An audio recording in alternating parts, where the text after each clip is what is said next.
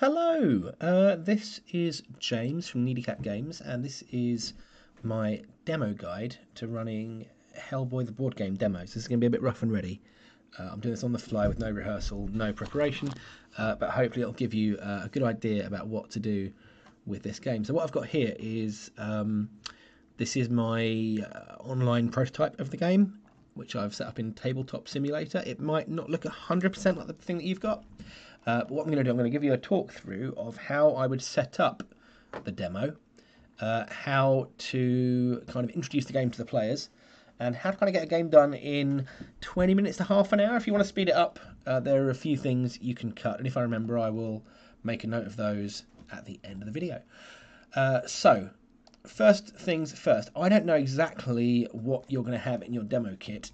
I'm guessing you might not have a lot of this stuff up in the top corner here because they're only going to give you the pieces you need to run the demo.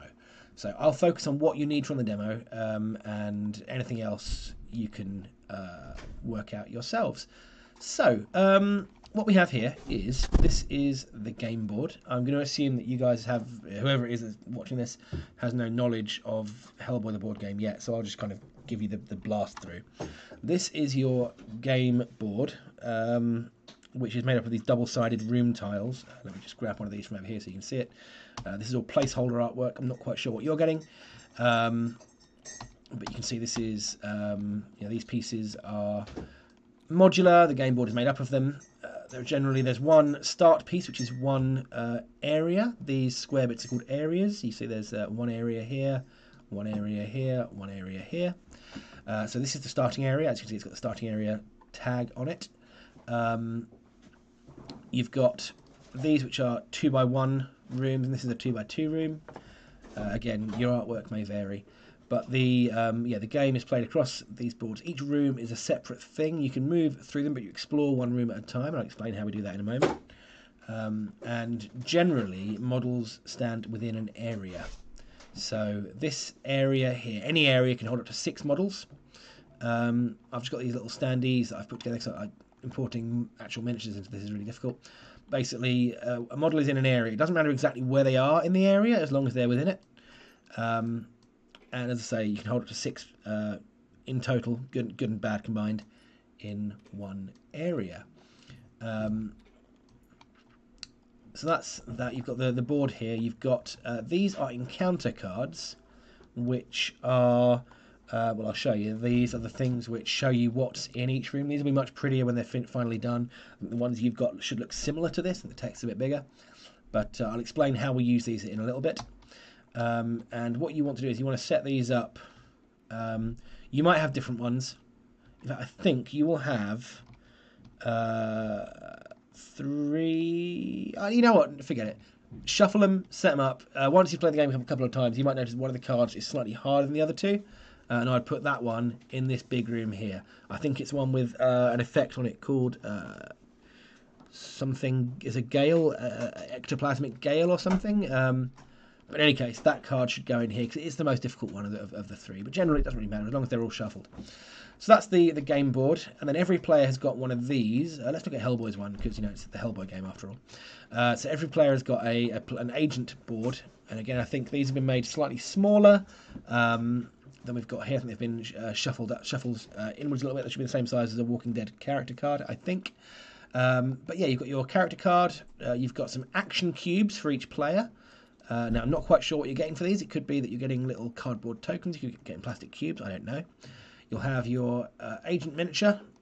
You'll have a target priority token. Now, as far as I'm aware, this won't have a face on it. It will just be the same colour as your cubes. So this would just be a red square, for example. And you've also got 2 starting cards. You see on the card here, it tells you which starting cards you get. And here are 2 starting cards. Starting cards are the black ones. You've got some dice over here. You've got 4 different colours of dice. You've got yellow, orange, red, and black, plus the effect dice. These are all called test dice. That's the effect die. And I'll talk to you how to use those in a bit. Up here, we've got various monsters. The different poses are all different things. That's a transforming frog monster. That's a regular frog monster, a venomous frog monster, and an armed frog monster. Also, you'll probably have the giant frog monster at the back here, who's a big scary dude. This is the next most important thing. This is the HQ board, which is used to track. It's kind of like the engine of the game. This tracks everything that's going on. So up here you have the impending doom track, which is used to track impending doom. Funnily enough, generally every round, this marker, which for you I think might be a flat marker rather than a standee, this will move along the track. Oh, those are in the wrong place. They should be down here. Yep, sorry. So this will move along, and when it hits a certain point, it's kind of game over. We'll explain that in a bit. I just want to show you the components for now. Similarly, this is the information gathered track, and the idea is the agents are going to try to move this along by investigating clues. And when it hits one of these gold insight markers, I'm not quite sure what your ones will look like. They should have the same icon on though. When it hits one of those, they collect it, and the more of these they collect, the better they'll do at the end of the game. You've then got two decks of cards here. This is the case file deck, which is very important. I'll explain that shortly. And this is the deck of Doom, where, Doom generally happens.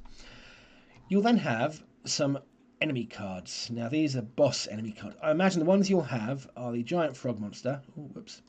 And then the 4 types of frog monster. So what you'll need to do, I've done this slightly wrong. Hang on 1 second. Let me just shuffle things around slightly because I've just realised I haven't given myself enough room. I want to bear with me. Unlock that. Unlock that. See, I've done this to make my life easier, and it's made my life more difficult. There we go. Okay. Let me just move everything downward slightly. And this is actually a good thing for you guys to realise, is you'll need to leave a bit of space. Can I? There we go. 1, 2, 3. Brilliant. You need to have space under here for cards. So you'll have these various monster cards, and you need to put them underneath here in the slots where it says minion A, B, C, and D. So the frog monsters go over here. The venomous frog monsters go in B. The armed frog monsters in C, and the transforming ones in D. And this guy stays off to one side for now because he's the boss, and he'll come in later. So yeah, these tell you the rules for how your different monsters work and what they do. But again, we'll cover that shortly. Up here, various counters which we'll cover as we go through. So yeah, that's got a little talk through of your components. So let's talk about the aim of the game. So the way the game works is it's a cooperative 1 to 4 player game where you're playing with 2 to 4 agents. Each one of these is an agent. So if you're playing solo, 1 player, you'll control 2 of the agents. And every player otherwise controls 1 of them, and you're working cooperatively to investigate some bad stuff. So on the case file deck, there's actually a briefing on the front of it, which you can let your players read out. You can read it to them. In this case, the guys are seeking a giant frog monster who is terrorising an area. You're going to go in and try to kick its teeth in, basically. That's the aim of the game. To set things up, every player who's playing puts their agent in this starting room here. Now, the thing you want to make sure you tell people is this is a shortened, quick version. It's not a full case file. This is a quick one that is intended to teach the game and get through things nice and quickly. So normally they're much bigger than this. Although it's still fully playable as a full case as well. So yeah, they go there, and then we get the little standees here. We place them onto the track up here. So every agent has got a threat level in the bottom corner of their card, and the highest threat goes first. So Hellboy is threat 10. He goes in first place. Liz is threat 7, so she goes in second. Abe is threat 6, he goes in third. And Johan is threat 5, he goes last. For anyone who doesn't know Hellboy, your 4 characters essentially are Hellboy, who is the titular character. He's half demon who's been around for a very long time. He was raised in the 40s by a Nazi magical experiment gone wrong. Actually gone right, really. It's not for the Nazis. And he is an investigator for the BPRD, that's the Bureau for Paranormal Research and Defence. Basically a government agency that deals with weird, wonderful, wacky, sci-fi supernatural stuff. He's like a good all-rounder, but he's also kind of the punchy character. He's not really particularly great at shooting, but he will punch things until the cows come home. You've got Abe Sapien, who is a mysterious half-man, half-fish amphibian creature thing. He's got a lot of backstory, but the things you need to know in this game is he's kind of quick, he's nimble, he's good at shooting. You've got Johann Kraus over here, who is he's a dead German psychic slash paranormal investigator whose ghost is held within a containment suit, as you can see here, which keeps him, it gives him physical form, lets him walk around, and he's like your investigating character. So he's not great in a fight, but he will be able to walk around, pick things up. He's not bad at shooting, and he has some funky abilities to do with the fact that he's a ghost. And over here we have Liz Sherman, who is a walking firebomb. She is a slightly unstable pyrokinetic who can fling flames and occasionally goes on fire herself, but it's fine. So you set up your characters here on the track. Set up your board like this, get your encounter cards in, get your players in here, make sure your enemy cards are beneath here. Your deck of doom, now I believe you'll only have the deck of doom cards that you need, but to give you an idea, these cards, they will all have a grey icon on them. Alternatively, they'll have, let me just get through these. They will have one of the agent icons, and that means they're tied to that agent. If you don't have that agent in play, take their card out of the deck, because they're ones that only correspond to that agent. Give these cards a shuffle. I've just done this. I've just got to get all these back together now. This is one of the things the Tabletop Simulator does quite slowly, is getting cards back into decks. There might be a shortcut way to do it. If one of you knows it, by all means, please tell me. That's there. Right, then we can flip it over, give it a shuffle. No, wait. There you go. Give that deck a shuffle. After you've played a couple of times, you might want to stack the deck. I would recommend putting that one on top, that one next. Get that one in third place, and then maybe if they're not getting a move on, that one after it. But as I say, for your first game, just shuffle the deck and get on with it, and that'll be fine. I've got to do this again now, haven't I?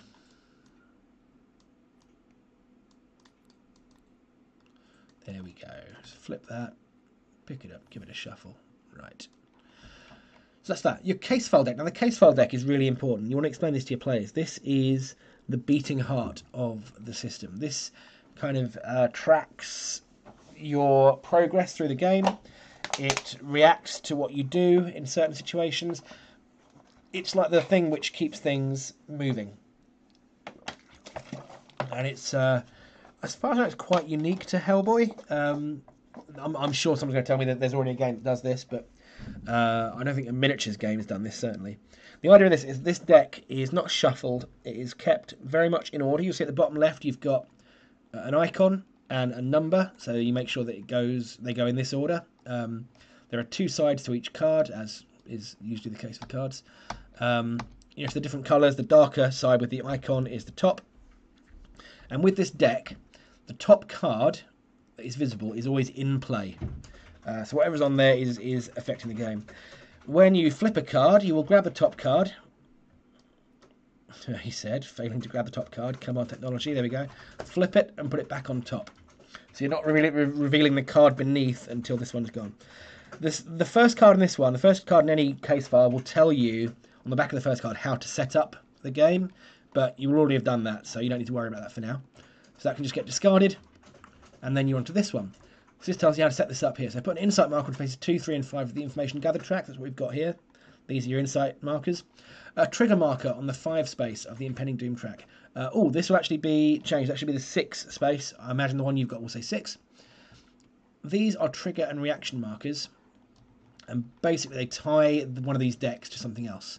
So put one of these on the 6 space, and the other one on this card.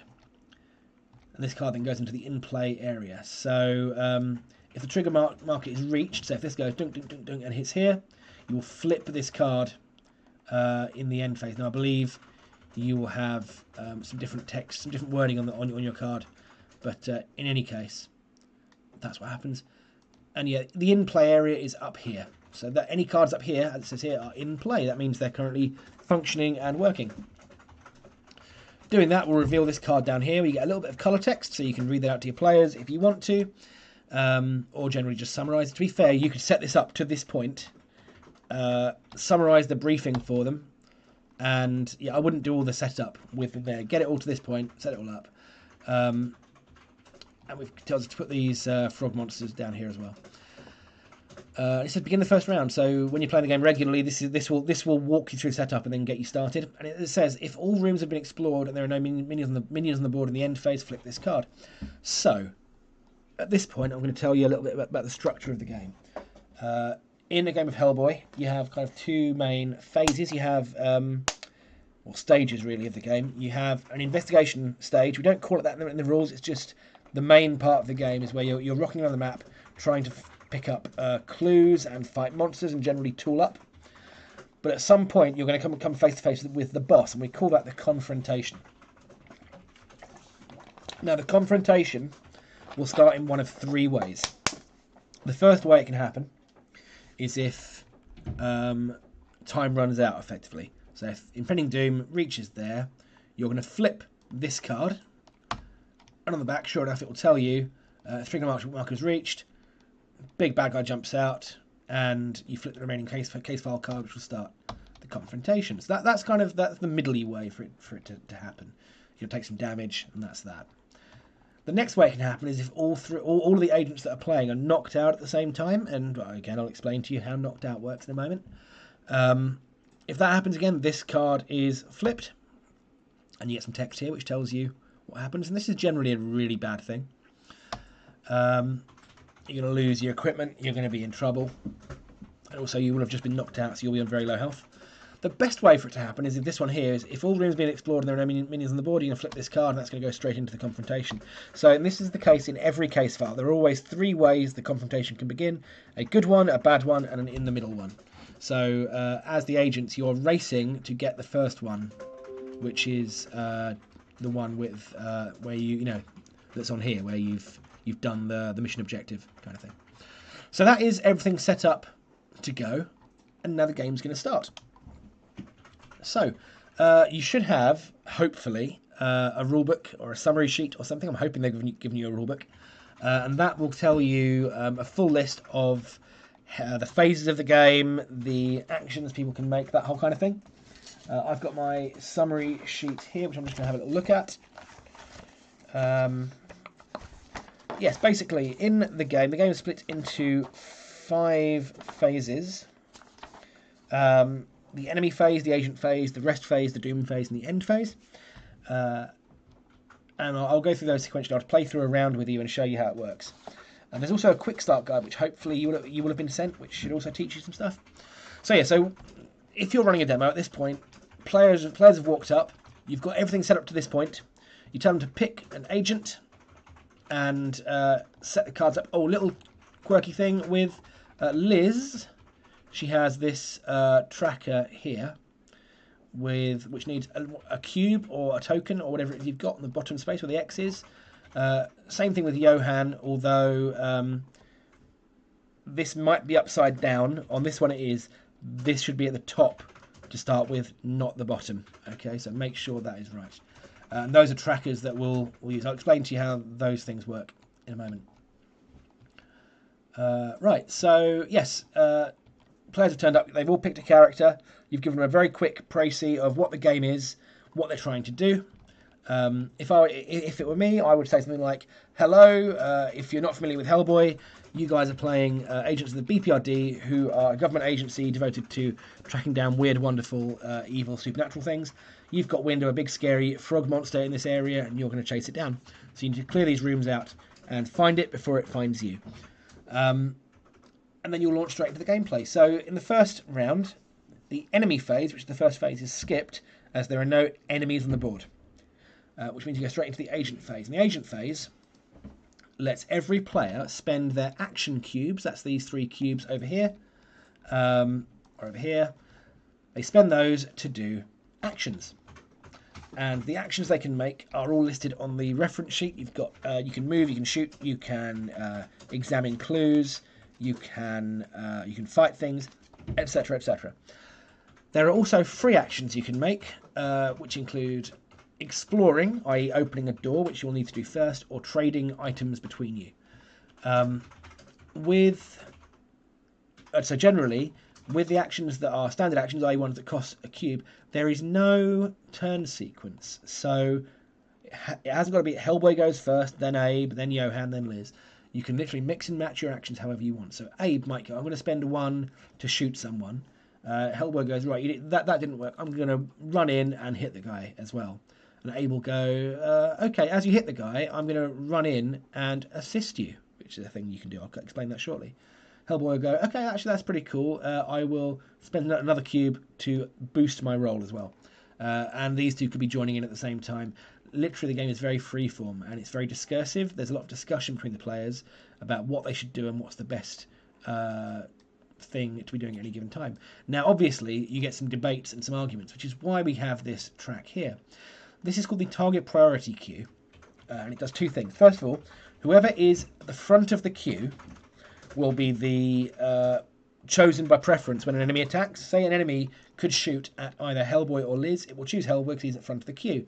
As soon as that happens, he goes to the back of the queue and everyone else would shuffle forward.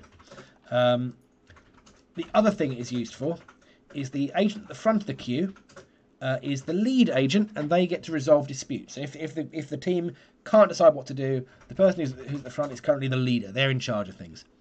So they get the final say. They can't order people to do things with their models. People still have final say of their own stuff, but generally it's advised that the players let this person, call the shots when it comes to that kind of thing. Right, so we've got our agent phase. The first thing that has to happen is a free action, which is explore. So you want to explore this card here. You can explore when you're standing in a doorway. Now the door counters, there was some confusion over whether they'd be double-sided. They shouldn't be double-sided. The doors do not flip. They don't move. A door is on the board, and that is that. It represents a break in the wall. And a door is closed if there's a face-down card behind it. If you're in an area with a door, you can explore as a free action, which lets you flip the card and set up what's in there. So when we have this room here, which has got two areas in it, it's that there are four things, and two of them are joined together here, two are joined together here. That means these two go in the area closest to you, and these two go in the area furthest away. So we've got a minion B and a clue. That means a minion of the type that is in slot B. That's a venomous frog monster. Let's grab him from over here. And a clue, which is one of these. I'm not quite sure what your clues look like. Next one has an Inferno, a Minion D, and a clue. So we've got a Minion D, which is a transforming frog monster. An Inferno, which is a little fire counter. And a clue. And then that gets discarded up here next to the board where it says encounter discard. I'm not quite sure what your board will say. These are all my prototypes. So free action done. You open the door. There are enemies in there. There are some clues. Now clues are things you want to pick up. Clues, when you pick them up, they will let you advance the information gathered track, and that's a good thing. Over here, though, this area is on fire. And at the end of this round, that fire will burn that clue and get rid of it. So you want to get in there and stop that being the case. You either pick up the clue or put the fire out. So let's say that Abe wants to do a shoot action to shoot this guy here. Now, shooting is very straightforward. Line of sight is determined by tracing a line. Let me get my tracey line tool. Imaginary line from the centre of the square, the area you're in, to the centre of their area. If it doesn't pass through a wall, you can make the shot. If it passes through a wall, like there, you can't make the shot. Here, yeah, see it's kind of going through a wall up there, that wouldn't work. Basically, you can generally see through a door into the area behind it. If you're in this area here, you can see down to there, so that's okay. But generally, it's very straightforward. Line of sight is not a complicated thing in this. So let's say Abe's doing some shooting. So the way this works is you pick a target. Boom, venomous frog monster here. You pick a ranged weapon, which Abe has his sidearm. Everyone has a pistol of some kind. So Abe's going to use this. And then you look up your shoot stat. In the top left-hand corner of your card are 4 stats. You've got fighting, shooting, examining, and defending. The colour corresponds to the colour of dice you roll. So you grab the 3 dice of that colour, which should be over here. So in Abe's case, we'll get the 3 red dice. 1, 2, 3. And you can point out to anyone that these are colour blindness friendly. The shapes are also used. The dots on the dice and the icons and the thing share a shape as well. So even if you're colourblind, you can still get along with this just happily. But you also always roll the effect die as well, which is this one here. I'll explain some of the other stuff that can happen with dice in a moment, but for the most basic shooting action, you would spend a cube. Say I'm making a shoot action, pick your target, pick your weapon, and roll your dice. Right then, so you add up your score on the dice. The effect die has different faces that will amend this roll in different ways. So you've got on here, let's have a look. Can I tweak this or spin it around? Let me do this. Okay, so the worst one is a catastrophe. What did I just do? Oh, I see. Okay, clever. I can do that without... I'm still working out how the system works. But yeah, a catastrophe is your worst possible result, which is the skull. And that will discard your highest rolling die from here. If you've got 2 at the high score, one of them just goes away. Also, some cards have additional effects. This one here says if you roll a skull when using this weapon, flip this card. So if that were the case, you'd flip it over. That card is now out of ammo. So you need to reload it.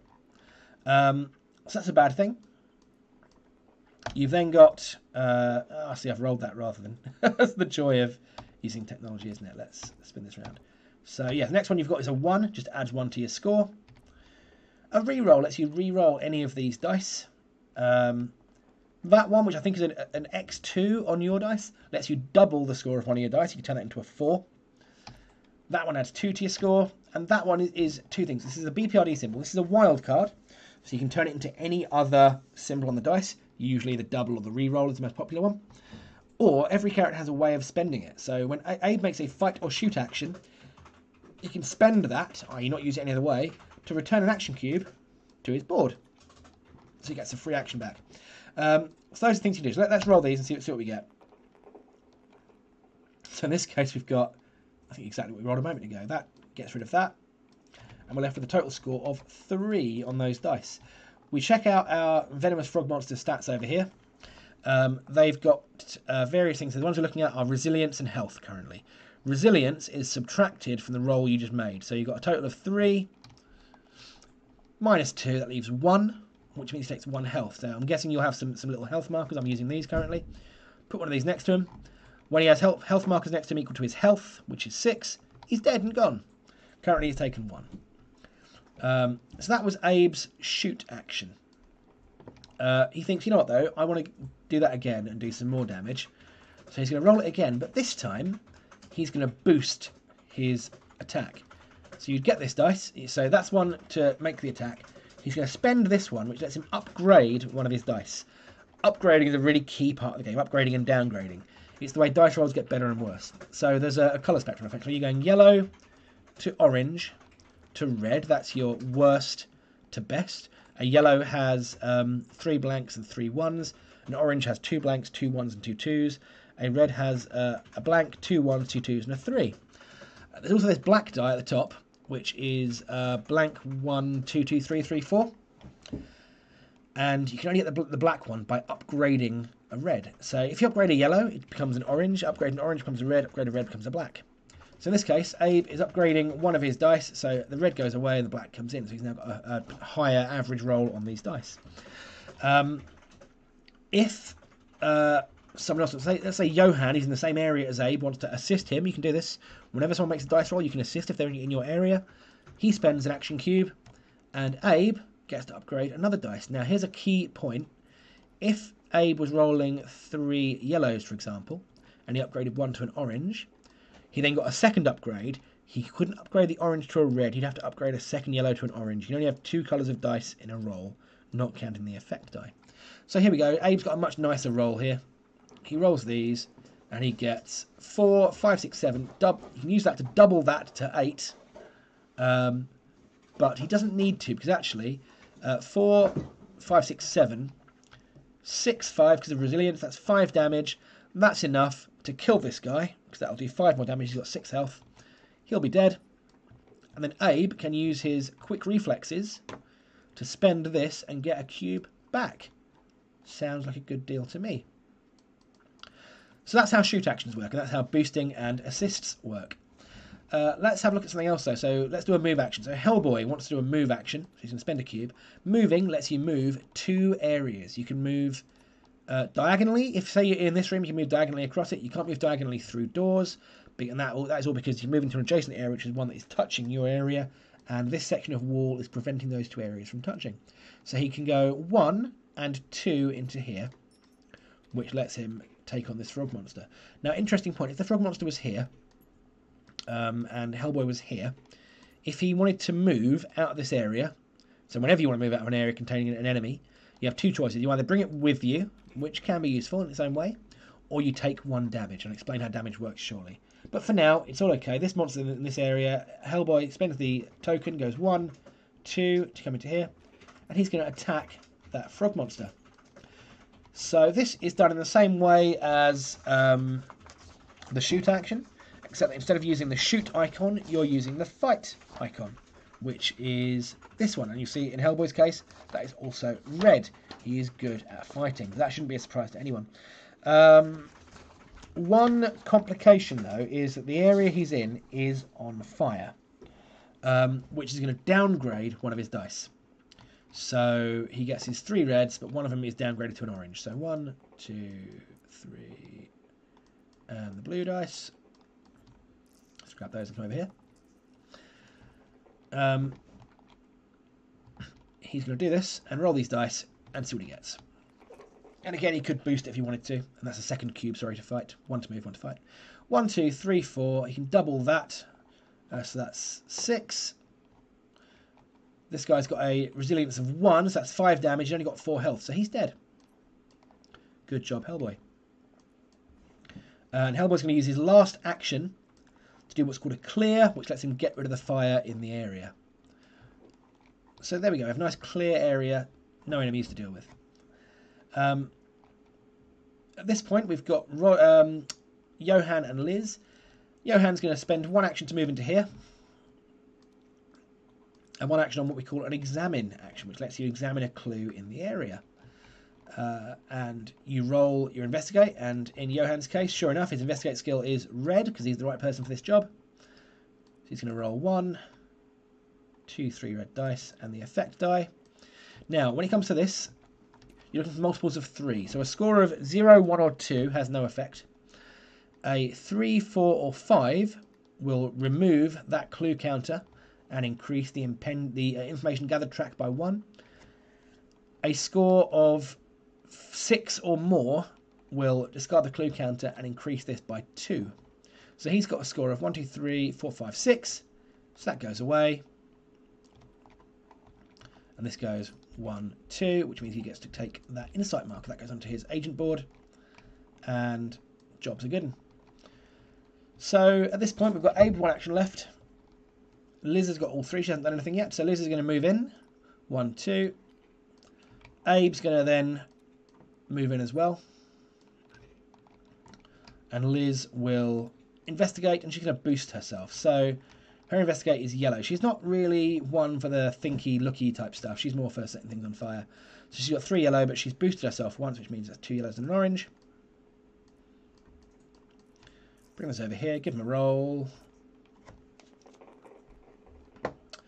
Total of 2, which means actually she doesn't get enough, which means the clue marker stays exactly where it is. Okay, so that's the end of the agent phase. Everyone spent their action cubes, which means we now come into the rest phase. And the rest phase is an optional phase, and generally there wouldn't be much reason to do it here, but I'll talk you through how it works. Basically, everyone, it's the whole point of the game is you're on a clock. The impending doom track at the top there is a timer that's running down. Actually, during testing, it was an actual clock, but now it's not. It's a track.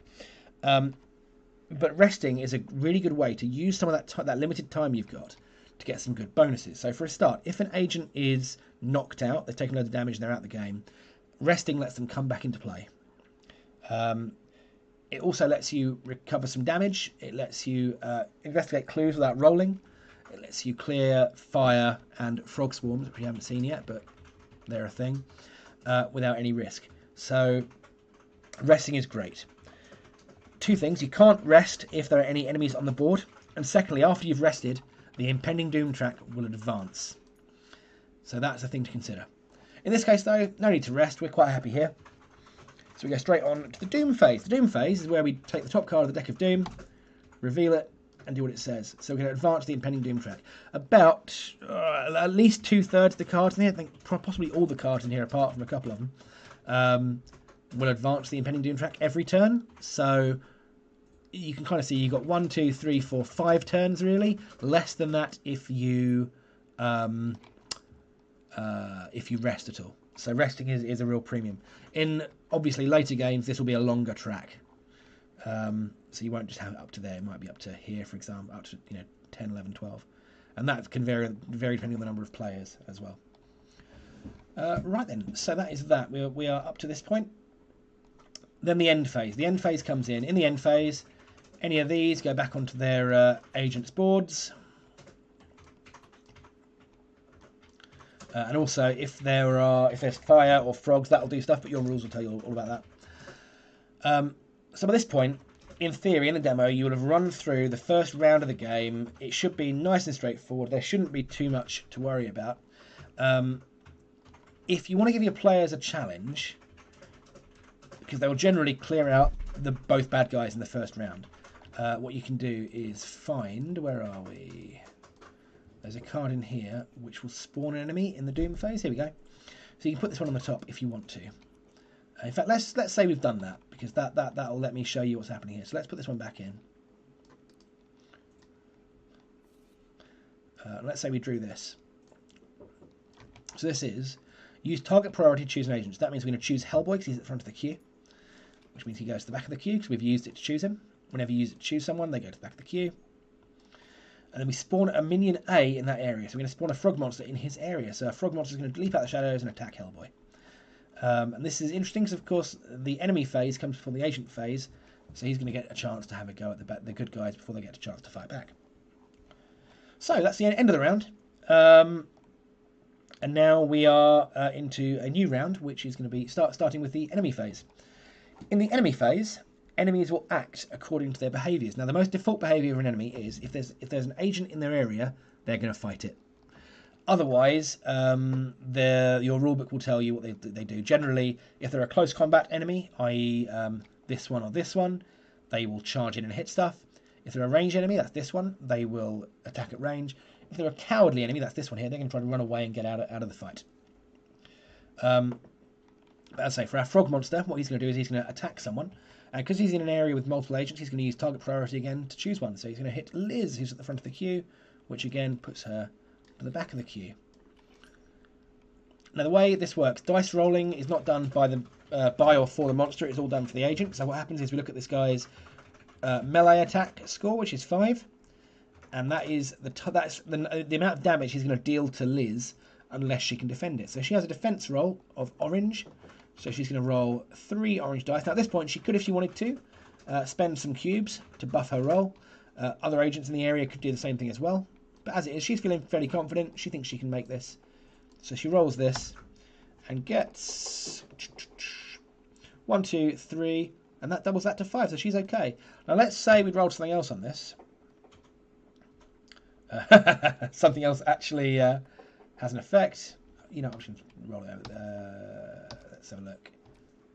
Let's say we did... yeah, let's go to a 1, shall we? So let's say we got this. We got 4, a total of 4. We deduct that from the 5, which means you take 1 damage. Nice and straightforward. The way damage works for agents, you got all these damage tokens here. And this is double-sided. They've got a wound. That's this grey thing here on one side. Again, I'm not sure what yours look like, but these are all the same on one side. And the backs have a variety of different things on. So when you take damage, you take one of these entirely at random from the stack, and you put it in the first space of your health track, which is there. When this fills up, so let's grab a few of these and just fill this up quickly. Let's say, for argument's sake, Liz had just taken 6 damage. She was hit by something which did 7 damage, and she rolled a 1. I really fluffed the roll. You would take these and you'd fill this up, and it's key not to look at the backs of them when they go on. So for now, they're just wounds, and they're just gonna. They don't have an effect. They're just gonna, give you well, potential of more damage later. So those are on there. That's 1, 2, 3, 4, 5 damage. The 6th damage flips the first one of these, and that is now an injury. Injuries give you penalties to dice rolls when they have the matching symbol. So here, when Liz shoots, she's going to downgrade 1 dice. She takes 2 more damage. That's 1, 2. That means she's now got a downgrade on fight actions as well. And this one means that in the refresh phase, sorry, the end phase, when she refreshes her action cubes, she gets 1 less back. She only get 2 action cubes. A question people often ask at this point is, what if you get 3 of these? You can't. There are only 2 in the game. If your track is completely full and you take 1 more damage, you are knocked out. At that point, your agent is removed from play, and you take no further part in the game until the agent's rest. At which point you'll come back on with your health looking like this, but of course in the rest phase you get a chance to heal some damage, so you'll be able to get some of these. When you heal damage, it goes the other way, so you flip them back from this end. If I healed 5, 1, 2, 3, 4, 5, that's that. If I heal another one, it gets rid of that one, and so on and so forth. Okay. Right, so that's the enemy has attacked Liz and done not 5 damage, but 1 damage. And that ends the enemy phase. It's back around to the agents. The agents get to do their actions again. So the thing I didn't talk to you about last time is everyone has unique actions, which are here. And this tells you the number of cubes it costs to do them. So Abe, for example, can use Strong Arm for 1 cube to hurl an enemy into a different area. So, for example, he could use that right away to hurl this frog monster into this area over here. Hurling is mainly for throwing enemies out of an area, moving them around, getting them to a position where you don't want them to be. Or sorry, from a position you don't want them to be to a position where you do want them to be. But also, if you throw them into an area containing scenery, it'll break the scenery and do damage to them, which is pretty cool. Again, you can get all that from your rules. So you can do that. You've got other actions as well, like Hellboy can taunt to move to the front of the priority queue or throw furniture at people. Every character also has a bunch of special rules, which are here, and these are just general things which affect them in some way. The bottom one is always how they can spend that BPRD icon, and the other 2 are things that will just be generally useful throughout the game. The 2 quirkier characters are Johan and Liz. If you've only got 2 players, I would recommend giving them Abe and Hellboy, because these 2 are slightly more unusual. Johan has a thing here called the Ectoplasmic Stability Tracker, and he can spend from this to use his actions over here. So he can project to different areas of the board or possess dead bad guys. And this is a really good one to remind people of when, if Johan feels like he's not doing much damage to people, he can jump into a bad guy and ride them around for a bit. But basically this goes down whenever you spend it. If it moves off the bottom of the track, he's knocked out. Also, he doesn't suffer injuries. So he takes 4 things here. They don't flip. Any additional damage he takes just reduces this. So he takes damage in a different way from the other players. So that's Johan's quirkiness. And yeah, whenever the agents take time, he resets the tracker. There are loads of things that will happen when the agents take time. The intention is to make it so that it's very attractive to take time, and you want to do it because it has a cost. For example, if that gun had flipped earlier and gone out of ammo, you can spend 2 cubes to reload it, which is quite costly, or flip it for free when you take time. Liz over here is the other character who's a bit unusual. She has the Living Flame track, which is basically a bonus to her fire damage. She has 2 fire attacks over here. She can throw fireballs with the Flame Blast, or do like a big area effect attack from her own area. Important thing here, this affects characters. Character means any model, friend or foe. So that'll hit good guys, bad guys, whoever. But each of these adds the number next to the track to the amount of damage you cause. And this can be increased by using this action here. So when it goes up, you get more and more damage. However, the tricky part, the part that makes Liz an interesting character to play, is the volatile rule over here, which is if she takes damage, any amount of damage from a single source, you advance this once. Say she takes 3, 4 damage from a thing, it advances once. 1 damage, it advances once. If it advances into a red space, it advances a second time as well. So hanging around at the top of this track means you do lots of damage, but it is very risky, because if it exceeds the top, you flip this card and she explodes. So yes, that's that. Other things. Oh yeah, and whenever she uses these abilities, this will reduce as well. So Liz and Johan have both got these trackers to play with. Abe and Hellboy, a bit more straightforward. Right, so at some point in the game, the agents will explore their way through. They'll do things, get the way to the end of the thing. The confrontation will occur. Now at this point, things get interesting. Now it's up to you whether you run this as part of the demo. I would recommend not running it as part of the demo, because it'll. I don't think you need it. If someone wants a really in-depth look at the game, maybe do it then. But the confrontation, effectively, I'll just zip through it very quickly, because I don't think you should run it. I think you should tell people the big boss fight's about to happen. If you want to find out more, buy the game. So what would happen is you'd flip this card and it would tell you what to do. You would set up the big frog monster in the lead agent's area. So he's over here and he jumps into this area here. We're going to set up the behaviour deck. So you'll have some behaviour cards. But again, I'm not sure if you would have been given these even. You'd get certain ones out based on the symbol in the bottom left-hand corner, shuffle them together to form a deck. Everything comes off this board. And this flips to the confrontation side. This goes on here to show the boss's health. The boss's card comes in to here. He's got a health of 18, so that goes into 18. This card gets discarded. That goes as well. That goes up there. And the agents are reset into their threat order on the track. Any insights they've picked up are put in these spaces here. And basically now it's a fight to kill the boss. From this point onwards, the doom and rest phases don't happen anymore. So you no longer have a chance to rest. That means that if anyone gets knocked out, they're out of the game completely. And if you, as is up here, if you defeat the frog monster, you win. If you're all knocked out at the same time, you lose. And the insights that you picked up along the way, you can spend one when making a fight action or shoot action that targets the frog monster to upgrade all 3 dice. So that's a really cool way to do some big damage. And that, in a nutshell, is how to play Hellboy. So I would have a look at your rulebooks, read the rules about how scenery works, how fire and frogs work. Have a read of the character boards and look at the different things they can do. The most important thing is not to blind your players with science. I've kind of given you a talk through of the game as well as how to run the demo. The most important thing is to, I'm sure you know this from running demos like other games, don't tell them too much too soon. Get them playing and rolling dice as quickly as possible, making decisions, doing things, and just explain stuff to them as it happens. If there are any interesting decision points, like different ways you can use the action cubes, give people their options and tell them what to do. The main selling points of this game are the case file deck reacts to your stuff here. So in this scenario, it's very basic, but in other ones, there'll be things up here where it will say if the information gathered track reaches a certain point, flip this card, or if the agents find a particular bad guy, flip this card. So the case file deck does lots of things to do that. So make sure you tell people how that works. Also, make sure they know about the whole point that it's a race against time. You're playing against the game. You're working cooperatively.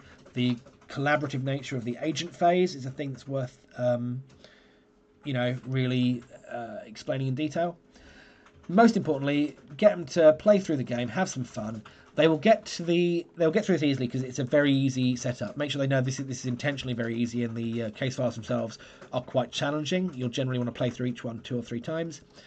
Also, things like the encounter cards are randomised for each case file. So even though there are only 3 in the demo, you'll generally be building a deck from a larger deck, and you will be shuffling cards together to create a random set of encounters every time.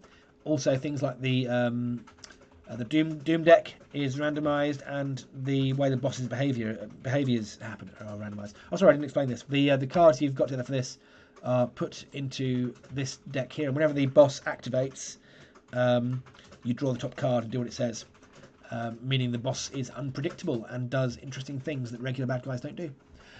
So yeah, that in a nutshell is Hellboy in just over half an hour, I think. If you have any questions, feel free to comment on the video or drop me a line if you've got my contact details. And yeah, happy gaming. I hope you enjoy running this as much as I've enjoyed designing it. Good luck with it, and have fun at Gen Con or wherever you are.